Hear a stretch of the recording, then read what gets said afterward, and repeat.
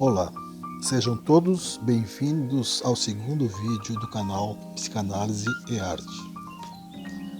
No primeiro vídeo, demonstrei os passos da realização de uma tela surrealista em sua base, que se constitui o que denominamos se tratar do fundo da pintura, aquilo que determinará a atmosfera da mesma e também terá função de moldura para o motivo principal. Recapitulando os passos, executei a pintura do céu com azul em degradê e aqui penso em aprofundar um pouco mais sua intensidade, fazendo com que ele se aproxime da linha do horizonte, favorecendo os elementos que pretendo inserir posteriormente. Neste estágio, já tenho constituído o primeiro, segundo e plano de fundo, criando a sensação de distância, como falei anteriormente.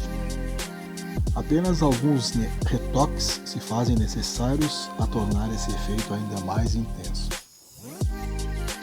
Após a realização desses processos, com a atmosfera pretendida, posso me deter na criação e execução do motivo principal. Optei por centralizá-lo com a intenção de torná-lo mais expressivo e também como forma de apresentar ao espectador, logo que observe a tela, toda a subjetividade do tema. Os elementos inseridos nesta fase se localizarão no primeiro e segundo plano, portanto, relativamente próximos do observador. Com este recurso, a tela funcionará como uma janela aberta, aguçando nossa percepção espacial. Como representarei plasticamente as figuras, faz parte do processo, e ele surgirá na medida que eu deflagrar esse processo, ou seja, a representação final dependerá de iniciar o processo de execução. Pintar aquilo que a intuição apontou desde que dei os primeiros passos com a pintura de fundo, a atmosfera, etc. Neste processo é importante que quem executa perceba alguns aspectos como a correta centralização, a distância entre os elementos, tonalidade das figuras, proporções, iluminação. Afinal, vamos inserir elementos novos em uma paisagem já com uma atmosfera toda própria, mas principalmente porque faremos isso usando a tinta, sem um esboço ou reflexão anterior. Depois de observados esses aspectos, a execução deve ser rápida para que o instantâneo que materializamos na mente possa ser pintado com a maior fidelidade possível. Na maioria das vezes, nossa ideia inicial, aquilo que criamos em nossa mente, é muito mais rebuscado do que aquilo que nossos recursos técnicos e emocionais conseguem materializar na pintura ou na escrita. Então, o exercício contínuo dessa fórmula, ao longo do tempo, fará com que cada vez mais possamos nos apropriar da excelência na execução.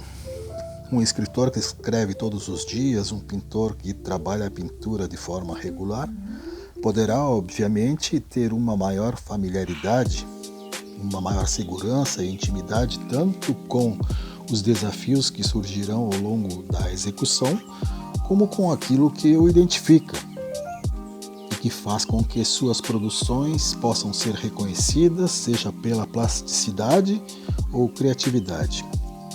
As figuras realizadas serão um reflexo da ideia inicial, o que não significa que será uma concepção exata.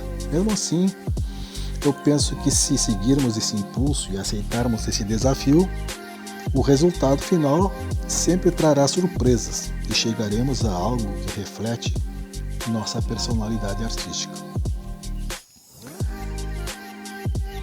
Mesmo assim, a tecnicidade deve estar presente em todas as etapas da pintura, de modo que os obstáculos que surgirem na execução não impeçam o surgimento da criatividade, fundamental para a boa execução, onde se lê a escolha das tintas, a pincelada, o virtuosismo, as proporções, etc. A última etapa, que consiste em avaliar proporções, temperatura, enquadramento, luminosidade e correta execução, irão determinar se os objetivos foram alcançados ou não. Por fim, uma rápida avaliação se os claros e escuros da tela funcionam, se luz e sombra estão corretamente alinhados, gerando um contraste natural.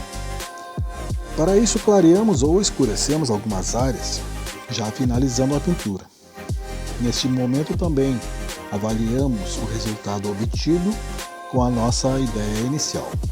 Fazendo isso e várias observações e correções na estrutura de nossa ação, o que será de grande importância para a realização de futuros trabalhos. Como realizamos a pintura dos elementos finais, sobrepondo aquilo que já foi pintado, a execução deve ser realizada com decisão, por entender que nesse estágio não há muito espaço para correção de proporções, de luminosidade, enquadramento, troca de cores ou material a ser usado. É preciso confiar que os materiais que usamos, a técnica e a criatividade se encontram alinhados, para que a execução possa trazer resultados e não problemas, que farão com que a tela se torne um exercício árduo e não prazeroso. Então, com todos esses requisitos presentes e harmônicos, finalizamos a tela. Essa foi a realização de uma tela surrealista em 2 etapas.